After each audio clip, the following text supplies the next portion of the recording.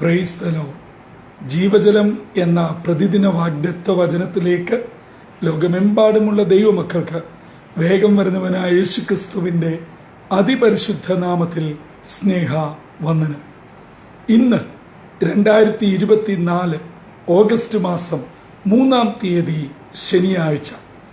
സ്വർഗത്തിലെ ദൈവത്തിൻ്റെ അളവറ്റ കൃപയാൽ വീണ്ടും നാം ഒരു വീക്കെൻഡിലേക്ക് പ്രവേശിച്ചിരിക്കുന്നു. ഒരാഴ്ച വട്ടം അതാതിടങ്ങളിൽ അതിശയകരമായി നടത്തി പരിപാലിച്ച സർവശക്തനായ ദൈവത്തിന് സ്തുതി സ്തോത്രങ്ങൾ അർപ്പിച്ചുകൊണ്ട് ഇന്നത്തെ വാഗ്ദത്ത വചനത്തിനായി ഒരുങ്ങാം. ഇന്ന് ജീവജലത്തിൽ കൂടി പ്രോമിസ് വേഴ്സായി നമുക്ക് ലഭിച്ചിരിക്കുന്നത് മീഖ പ്രവാചകന്റെ പുസ്തകം 7-ാം അധ്യായം 10-ാം വാക്യം. മീഖ ചാപ്റ്റർ 7 വേഴ്സ് 10 നാം ഇപ്രകാരം വായിക്കുന്നു: എന്റെ ശത്രു അത് കാണും, നിന്റെ ദൈവമായ യഹോവ എവിടെയെന്ന് എന്നോട് പറഞ്ഞവളെ ലജ്ജ മൂടും. എന്റെ കണ്ണ് അവളെ കണ്ട് രസിക്കും, അന്ന് അവളെ വീഥികളിലെ ചെളി പോലെ ചവിട്ടിക്കളയും. എന്റെ കണ്ണ് അത് കാണും. ഏത് കാണും? ചെറിയ പ്രവാചകന്മാരുടെ കൂട്ടത്തിൽ ധന്യമായ പ്രവചന ശുശ്രൂഷ ചെയ്ത ഒരു ദൈവദാസനാണ് മീഖ. മീഖ പ്രവചനം 7 അധ്യായങ്ങളാൽ സമ്പുഷ്ടമാണ്. ഈ 7-ാം അധ്യായത്തിന്റെ പകുതി വരെയുള്ള ഭാഗങ്ങളും ദൈവത്തിന്റെ ഏറ്റവും വലിയ കോപം, ദൈവം തന്റെ ജനത്തോട് പറയുവാനുള്ള അവരെ കുറിച്ചിട്ടുള്ള വാക്കുകൾ അതുപോലെ വളരെ ശക്തമായി അവരെ നിശ്ചിതമായി വിമർശിച്ചും ശകാരിച്ചും ദൈവത്തിന്റെ ശാപവിഷയങ്ങൾ ഒട്ടും മറച്ചു വെക്കാതെ ഈ പുസ്തകത്തിൽ വിളിച്ചു പറയുന്നു. എന്നാൽ 7-ാം അധ്യായത്തിന്റെ ആദ്യ ഭാഗങ്ങളിൽ വളരെ പരുഷമായ നിലയിൽ പറഞ്ഞു കഴിഞ്ഞ് ഏകദേശം 7, 8, 9 വാക്യങ്ങളിൽ ഇതാ പറയുകയാണ്: ഇതൊക്കെയാണെങ്കിലും ഞാൻ അങ്ങയിലേക്ക് നോക്കും. അങ്ങയുടെ ക്രോധം, അതായത് ദൈവത്തിന്റെ ക്രോധം ഇസ്രായേൽ ജനത്തിന്റെ മേൽ വഹിച്ച് തീരുവോളം ഞാൻ ക്ഷമയോടെ കാത്തിരിക്കും. കാരണം ഞാൻ തെറ്റ് ചെയ്തു, ഞാൻ പാപം ചെയ്തു. അത് ഈ പ്രവാചകന്റെ ശുശ്രൂഷയിൽ ബോധ്യമായി. അതുകൊണ്ട് ദൈവത്തിന്റെ ക്രോധം വഹിച്ച് തീരുവോളം ഞാൻ കാത്തിരിക്കും. അത് കഴിയുമ്പോൾ ദൈവത്തിന്റെ നീതി എന്നെ ചുറ്റും.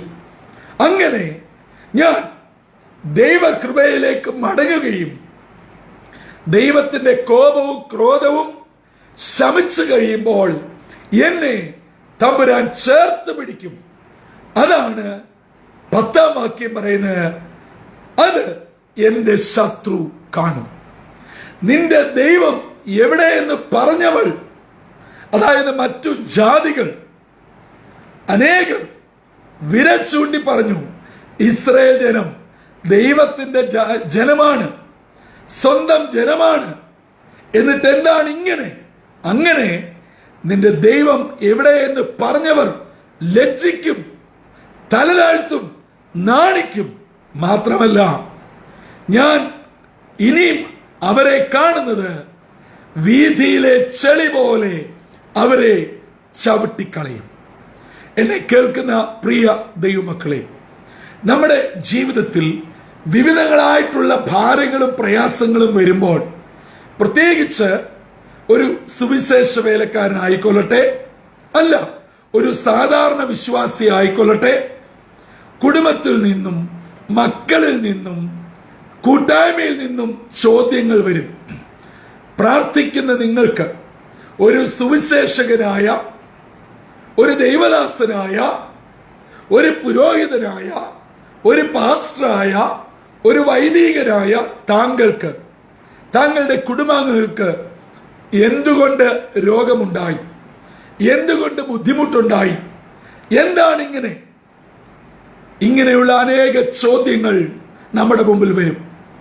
42-ാം സങ്കീർത്തനത്തിൽ കോരഹൂത്രന്മാര് പറയുന്നുണ്ട്, നിന്റെ ദൈവം എവിടെയെന്ന് അവർ എന്നോട് നിത്യം ചോദിക്കുന്നത് കൊണ്ട് എന്റെ കണ്ണുനീർ രാവും പകലും എന്റെ ആഹാരമായി തീർന്നിരിക്കുന്നു. അതെ, ഈ നിലയിൽ വല്ലാതെ ഞെരുങ്ങുന്ന അമ്മമാർ, സഹോദരിമാർ എന്നെ കേൾക്കുന്നുണ്ടോ? പ്രാർത്ഥിക്കുന്ന പ്രിയ മാതാവേ, നിങ്ങളുടെ ഭർത്താവ് പോലും ചോദിച്ചിട്ടില്ലേ? വീട്ടിലെ കാര്യം നോക്കാതെ ഓടി പ്രാർത്ഥനയ്ക്ക് ഉപവാസത്തിനും പോയിട്ടും എന്താടി ഇങ്ങനെ?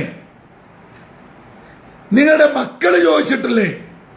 അമ്മ, ഞങ്ങൾക്ക് പോലും വേണ്ടവണ്ണ ഭക്ഷണം തരാതെ ദൈവദാസന്മാർക്ക് കൊടുത്തിട്ട് ഒരു പ്രാർത്ഥന പോലും വിടാതെ പോയിട്ട് എനിക്കൊരു ജോലി കിട്ടിയോ, എനിക്കൊരു വിസ കിട്ടിയോ, ഞാൻ എത്ര പ്രാവശ്യം പരീക്ഷ എഴുതി ജയിച്ചോ? അല്ല, നല്ല മാർക്കോടെ പാസ്സായിട്ട് ഒരു ജോലി കിട്ടിയോ? എന്താ അമ്മയുടെ മകനല്ലേ മകൾക്ക് ഇത്രയും പ്രായമായിട്ട് ഒരു വിവാഹം നടക്കാത്തത്?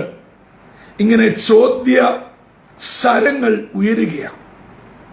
എന്നാൽ എന്നെ കേൾക്കുന്ന ദൈവ പൈതലേ, ഇന്നത്തെ വാഗ്ദത്ത വചനം നമ്മോട് ഹൃദ്യമായി പറയുന്നു, നമ്മുടെ കുറവുകളെ സമർപ്പിച്ച് ദൈവത്തിന്റെ സമയത്തിനായി ക്ഷമയോടെ കാത്തിരുന്നാൽ നിശ്ചയമായും നമ്മുടെ ദൈവം എവിടെയെന്ന് ചോദിച്ചവർ ലജ്ജ കൊണ്ട് മൂടത്തക്കവണ്ണം തമ്പുരാൻ നമ്മുടെ മേൽ പ്രവർത്തിക്കും, നമ്മുടെ വിഷയത്തിന്മേൽ ഇടപെടും. അതുകൊണ്ട് പ്രാർത്ഥിച്ച് മടുത്തു എന്ന് പറയരുത്, ഉപവസിച്ച് വശം കെട്ടു എന്ന് പറയരുത്, കാത്തിരുന്ന് മതിയായി എന്ന് പറയരുത്. നിങ്ങൾ വിശ്വാസത്തോടെ മുന്നേറുക. നമ്മളെ കളിയാക്കിയവർ, ചോദ്യങ്ങൾ കൊണ്ട് ഉത്തരം മുട്ടിച്ചവർ വീതിയിലെ ചെളിയായി തള്ളപ്പെടുമ്പോൾ ഞാൻ നിങ്ങളും ദൈവസന്നിധിയിൽ ഉയർത്തപ്പെടും. നിങ്ങളുടെ ബിസിനസ്സിൽ പ്രശ്നമുണ്ടോ? കുടുംബജീവിതത്തിൽ പ്രശ്നമുണ്ടോ? കുഞ്ഞുങ്ങളുടെ കാര്യത്തിൽ വിഷയങ്ങളുണ്ടോ? പ്രാർത്ഥിച്ചും ദൈവവേലയ്ക്ക് വേണ്ടി ഓടിയിട്ടും ദൈവമക്കളെ മാനിച്ചിട്ടും സുവിശേഷ വേലയ്ക്ക് നൽകിയിട്ടും ഇപ്പോഴും ചോദ്യങ്ങളെ ഉള്ളോ? ഇപ്പോഴും പ്രശ്നങ്ങളെ ഉള്ളോ? ഇപ്പോഴും നിങ്ങളോട് അനേകർ ചോദിക്കുന്നു. നിർത്തരുത്, നിങ്ങൾ ഒരു പടി പിന്നോട്ട് പോകരുത്. കാരണം നിങ്ങളുടെ അനുഗ്രഹം അതിസമീപമായിരിക്കുന്നു. മനുഷ്യർ ഇച്ഛിക്കുന്നതും തീരുമാനിക്കുന്നതുമായ സമയത്തിലല്ല ദൈവം ഇടപെടുന്നതും പ്രവർത്തിക്കുന്നതും. ദൈവത്തിന്റെ സമയത്ത് അത് നമ്മുടെ കൃത്യമായ സമയമായിരിക്കും. ചില വിഷയങ്ങളിൽ പ്രാർത്ഥനയോടെ കാത്തിരിക്കുന്ന എന്റെ യുവ സഹോദരി സഹോദരങ്ങളെ, കുഞ്ഞനുജന്മാരെ, അനുജത്തിമാരെ, പുതിയ അഡ്മിഷന് വേണ്ടി ഒരുങ്ങുന്ന വാത്സല്യമുള്ള കുഞ്ഞുങ്ങളെ, വേദനയിലും നിരാശയിലുമായിരിക്കുന്ന മാതാപിതാക്കളെ, അനേക ചോദ്യങ്ങളുടെ മുമ്പാകെ പതറി ഒരുത്തരവും പറയാനില്ലാതെ സ്വർഗത്തിലെ ദൈവം നടത്തട്ടെ എന്ന് മാത്രം പറഞ്ഞ് തടിതപ്പുന്ന പിതാക്കന്മാരെ, അമ്മമാരെ, നിങ്ങളെ ലജ്ജിപ്പിക്കുന്നവനല്ല നമ്മുടെ ദൈവം. വിസയാണോ പ്രശ്നം? ജോലിയാണോ പ്രശ്നം? അല്ല. രോഗാതുരമായ അവസ്ഥയാണോ? കടബാധ്യതയാണോ? ഈ വരുന്ന ആഴ്ചയിൽ നിങ്ങൾ കൊടുക്കേണ്ടുന്ന തുകയാണോ? ബാങ്കുമായി സംബന്ധിച്ച ചില വിഷയങ്ങളാണോ? എവിടെയാണ് നിങ്ങൾ ലജ്ജിക്കപ്പെട്ടത്? എവിടെയാണ് നിങ്ങൾ ചോദ്യം ചെയ്യപ്പെട്ടത്? അവിടെ നിങ്ങളെ മാനിച്ചുയർത്തുന്ന ഒരു ദൈവം ജീവിക്കുന്നു. അതെ, മീഖാ പ്രവചനത്തിന്റെ 7 അധ്യായത്തിന്റെ പകുതി ഭാഗം വരെയും വലിയ ശാപവാക്കുകൾ നിറഞ്ഞ് അവരെ ശകാരിച്ച് മുന്നോട്ട് പോയെങ്കിൽ ഇതാ 7 മുതലുള്ള വാക്യങ്ങളിൽ ജനം പറയുന്നു, ഇസ്രായേൽ ജനം പറയുന്നു, ഇവയൊക്കെയാണെങ്കിലും ഞങ്ങൾ അങ്ങയെ കാത്തിരിക്കും. അങ്ങയുടെ ക്രോധം ശമിക്കുവോളം ഞങ്ങൾ ക്ഷമയോടെ കാത്തിരിക്കും. അവിടുന്ന് നീതിയോടെ ഉത്തരമരുളും. അത് ഞങ്ങളുടെ ശത്രു കാണും. അതെ, ഈ ദിവസങ്ങളിൽ ഒരു വലിയ ദൈവപ്രവൃത്തി നിങ്ങളുടെ മേൽ ഉണ്ടാവട്ടെ. നിങ്ങളുടെ പ്രാർത്ഥനാ വിഷയമാകുന്ന കാരണം നിങ്ങളെ വിട്ട് വിദൂരങ്ങളിലായിരിക്കുന്ന കുഞ്ഞുങ്ങളായിരിക്കാം, സമീപത്തായിരിക്കുന്ന പ്രിയപ്പെട്ടവരായിരിക്കാം, ചില ശുശ്രൂഷയിലുള്ള ആത്മീക വിഷയങ്ങളായിരിക്കാം. എന്താണെങ്കിലും അതിന്മേൽ പ്രവർത്തിപ്പാൻ ദൈവം വിശ്വസ്തനും മതിയായവനുമാണ്. ഈ ദിവസം സ്വർഗത്തിലെ ദൈവം നിശ്ചയമായും നിങ്ങളുടെ പ്രാർത്ഥനകളെ കേട്ട് ഇന്നത്തെ വാഗ്ദത്ത വചനം പോലെ ഒരു വലിയ വിടുതലും ആശ്വാസവും അയക്കട്ടെ. അത് പ്രാപിച്ച് അനേകരുടെ മുമ്പേ ജ്വലിക്കുന്ന സാക്ഷികളായി കർത്താവിന് വേണ്ടി നിലകൊള്ളുവാൻ സർവശക്തനായ ദൈവം നമ്മെ ഏവരെയും സഹായിക്കട്ടെ. തലകളെ വണക്കാം, പ്രാർത്ഥിക്കാം. കാൽവറിയിൽ കൂടെ ഞങ്ങളെ അളവ് കൂടാതെ സ്നേഹിക്കുന്ന ദൈവമേ, സ്വർഗീയ പിതാവേ, ഒരാഴ്ചയുടെ അന്ത്യയിലേക്ക് അവിടെ ഞങ്ങളെ എത്തിച്ചതിനായി സ്തോത്രം. ഞങ്ങളുടെ ദൈവം എവിടെയെന്ന് അനേകർ ഞങ്ങളോട് ചോദിക്കുമ്പോൾ പലപ്പോഴും മറുപടി പറയാനില്ലാതെ വേദനയോടും സങ്കടത്തോടും കണ്ണുനീരോടും കൂടെ പിന്തിരിഞ്ഞു പോരേണ്ട അവസ്ഥ ഉണ്ടായിട്ടുണ്ട്. എന്നാൽ ഇന്ന് ഞങ്ങൾക്കൊരു വലിയ ഉറപ്പ് മീഖ പ്രവാചകനിൽ കൂടെ നൽകിയതിനായി സ്തോത്രം. ഞങ്ങളുടെ കണ്ണുകൊണ്ട് ഞങ്ങളുടെ ശത്രു ലജ്ജിക്കുന്നത് കാണും. നിന്റെ ദൈവം എവിടെയെന്ന് ചോദിച്ചവർ വീതിയിൽ ചെളിക്കുണ്ടമായി ചവിട്ടിക്കളയും. പ്രാർത്ഥിക്കുന്ന ദൈവ പൈതൽ തളരാതെ പതരാതെ മുന്നേറുമെന്ന് വചനത്തിൽ കൂടെ ഞങ്ങൾക്ക് ലഭിക്കപ്പെട്ട ഉറപ്പിനായി സ്തോത്രം. അപ്പ ഈ പ്രഭാതത്തിൽ അനേക വിഷയങ്ങളുമായി നിന്റെ മക്കൾ ഇതാ അടുത്തു വന്നിരിക്കുന്നു. അവിടുന്ന് അവരെ കാണണമേ, അവരുടെ ഭാരം അറിയണമേ. അവരുടെ ഉള്ളിൽ അനേക ചോദ്യങ്ങളുണ്ട്, സങ്കടങ്ങളുണ്ട്, നെടുവീർപ്പുകളുണ്ട്. ഒപ്പനതൻ ഏറ്റെടുക്കണം. ഇന്നത്തെ ദിനം വിടുതലിന്റെയും അനുഗ്രഹത്തിന്റെയും നന്മയുടെയും ദിനമായി ദൈവകൃപയോടെ നടത്തി പരിപാലിക്കണമെന്ന് യേശു മശിഹാ മൂലം അപേക്ഷിക്കുന്നു. കൃപയോടെ കേൾക്കുമാറാകണമേ. ആമീൻ, ആമീൻ, ആമീൻ. പ്രിയ സഹോദരങ്ങളെ, നമ്മുടെ പ്രാർത്ഥന കേൾക്കുന്ന ദൈവം ജീവിക്കുന്നു. ചോദിക്കുന്നവർ ചോദിച്ചോട്ടെ, കളിയാക്കുന്നവർ കളിയാക്കട്ടെ, പഴിക്കുന്നവർ നിന്ദിക്കുന്നവർ അത് ചെയ്യട്ടെ.